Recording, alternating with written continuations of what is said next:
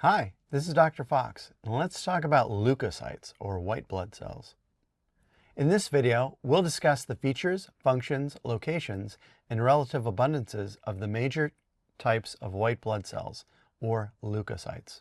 So let's take a look at individual leukocytes, find out a little bit of something about each of them so that we can have a great appreciation for these defenders. And let's start with the granular leukocytes, in particular that of the neutrophils, because they are our most abundant leukocyte, so they're about 60% of the circulating white blood cells. Neutrophils are known as polymorphonuclear leukocytes, or just polys for short, among clinicians. They have a very distinctive appearance. They are granular, so you can see little granules in them, but when you look at their nuclei, they have very many lobes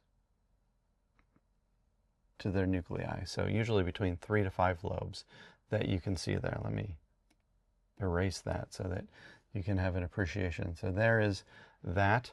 A lot of these cells are named for how they absorb stain. So hematoxylin and eosin, or H&E staining, will differentially be absorbed by cytoplasm and the genome.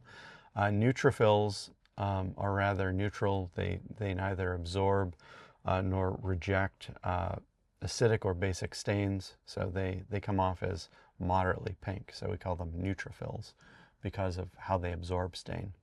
They don't live for a long period of time. In fact, their lifespan is typically measured in days, so less than a week. Leukocytes are phagocytic and chemotaxic, so they exist very briefly in the blood where they move to. So they chemotax and then they emigrate into the tissues where they can become phagocytic. They can also degranulate, and what they degranulate or release from their granules is lysozyme, which is bactericidal. So an elevated level of neutrophils can be indicative of a bacterial infection. And they also degranulate non-specific granules, which are good against a variety of pathogens. If you've ever had an infection where there's been a little bit of purulent drainage or pus, like if you've squeezed that out of your skin, that contains a lot of dead bacteria, dead cells. The majority of that happens to be dead neutrophils. So you can thank a neutrophil for causing that. Now let's take a look at eosinophils. Eosinophils are really good at absorbing eosin stain. So that's how they get their name.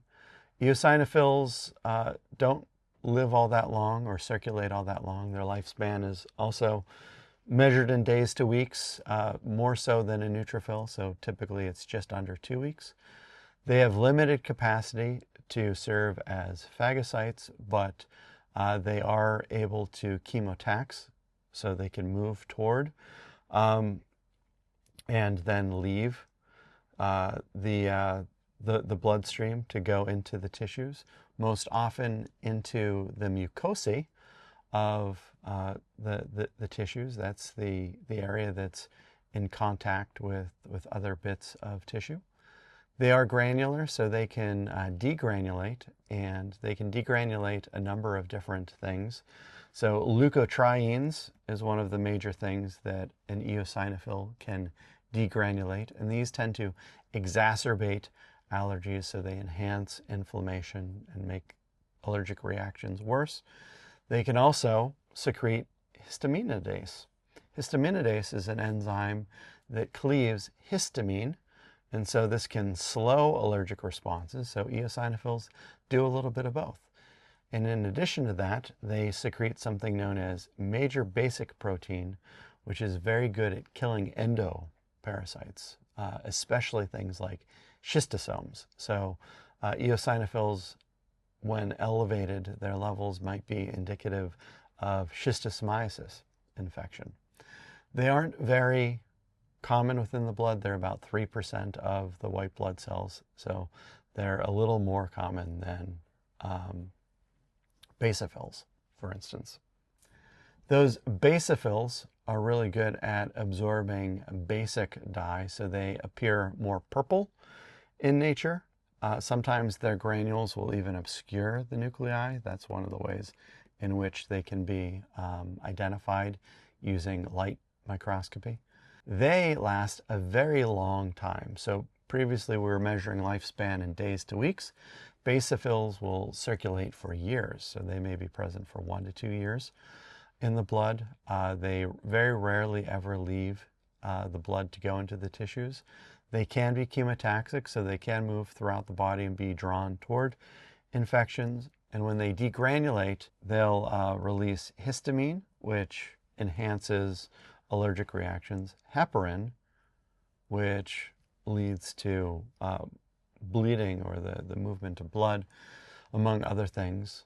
Basophils, to play upon their role in exacerbating allergies, are what are responsible for the formation of IgE, so this is a specific type of antibody on mast cells.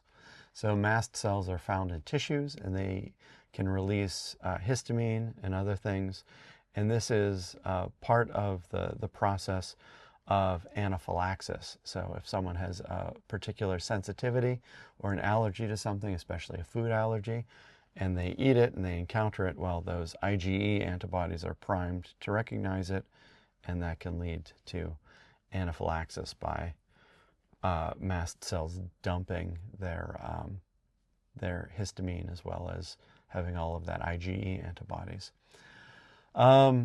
As such, their role really is to amplify allergic responses. They're also very good at helping to battle ectoparasites. So an elevated level of basophils might indicate either an allergic response or an infestation of ectoparasites like ticks or fleas or things like that. These are very infrequent throughout the blood. They're the least frequent, accounting for less than or fewer than 1% of all of the circulating white blood cells. Then we have the agranular leukocytes, or we'll start with the monocytes. Monocytes have very short lifespans in the blood, typically fewer than 3 days, but they move outside of the blood where they can live for weeks, up to months even, where they can become one of two types of cells, either macrophages. Macrophages might either be fixed, so they can stay in the location, one location in the tissues, or wandering. They can move about various tissues as they go and live for months and months. Macrophages are very good at phagocytosis, so they engulf things and destroy it. Engulf and destroy. Some macrophages, or some monocytes, may become specialized types of macrophages known as dendritic cells because they have lots of little extensions or tree-like appendages.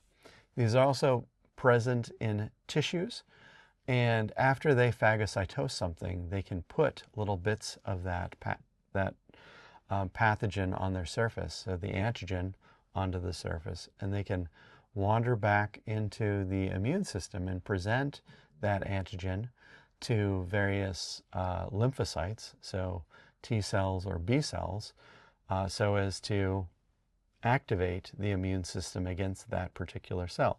So that's why we reference dendritic cells as antigen presenting cells, or APCs for short, owing to their help of the immune system. Monocytes, macrophages, and dendritic cells are about 10% of the white blood cells. Other agranular leukocytes include lymphocytes. These are cells that can be found in the blood, the lymph, as well as different tissues. Most are very important and are the basis behind acquired immunity. So you would receive a vaccine to boost your immunity and gain acquired immunity against particular pathogens. Acquired immunity comes in two varieties. There's cell-mediated acquired immunity, which is complements of T cell action, specifically cytotoxic T cell action. But there's also antibody mediated immunity that comes from plasma cells, which are from B cells. And both the activation of T cells and B cells requires helper T cells in order for them to gain experience to that antigen.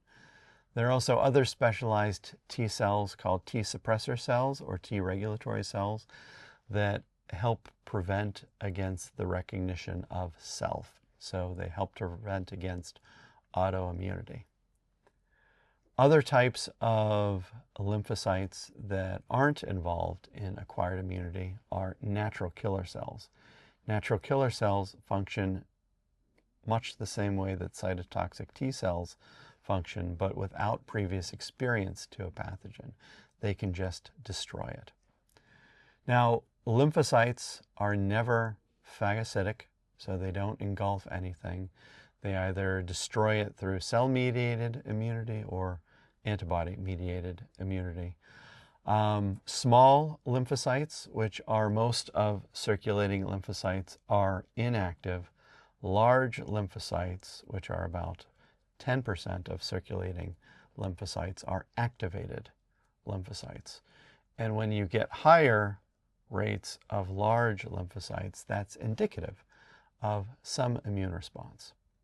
In total, lymphocytes are pretty abundant. Next to neutrophils, they're the most abundant in that they account for 1/4 or 25% of all white blood cells. Now, just as we can have a complete blood count, we can have a measure of hematocrit, we can also have a differential white blood count. Now, elevated levels of white blood cells is a condition known as leukocytosis. With leukocytosis, you have greater than 11,000 white blood cells per microliter of blood. On the opposite side of the spectrum, you can have leukopenia, which means you can have fewer white blood cells, a low level of white blood cells. This would be lower than 4,000 white blood cells per microliter of blood. Now, you can apply this terminology, cytosis and penia, to any particular type of white blood cell. So you can have neutropenia or neutrocytosis, lymphopenia, lymphocytosis, monopenia, monocytosis, eosinophilia, penia, or eosinocytosis, and so on and so forth. Each of these can be indicative of different events or infections.